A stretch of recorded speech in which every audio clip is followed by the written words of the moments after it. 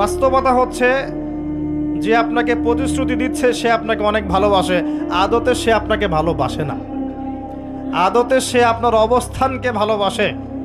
আপনি আজ হোক আর কাল হোক এটা বুঝতে পারবেন যে সে আপনাকে ভালোবাসে না, আপনার অবস্থানকে ভালোবাসে। আপনার অবস্থান যদি ভালো থাকে সে আপনাকে ভালোবাসবে, অবস্থান ভালো না থাকলে ভালোবাসবে না।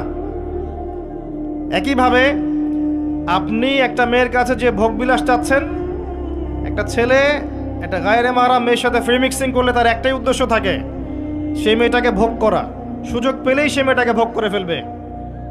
আর একইভাবে এই মেয়েও দেখবেন আপনার যতটুকু সামর্থ্য আছে, অর্থবিত্ত যা যা আছে, এটাকে সে ইউজ করার চেষ্টা করছে তার স্বার্থে।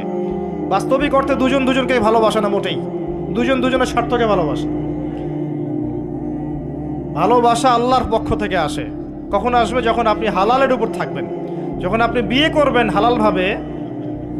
অচেনা একটা মেয়ের প্রতি দেখবেন আল্লাহ পাক এমন ডিভাইন একটা লাভ দিয়ে দিবেন, ওয়াজআলা বাইনাকুম মাওয়াজ্জাতা ওয়া রাহমা। আল্লাহ পাক তার পক্ষ থেকে উভয়ের মাঝখানে হৃদ্যতা, ভালোবাসা, মহব্বত দান করবেন। বলুন সুবহানাল্লাহ।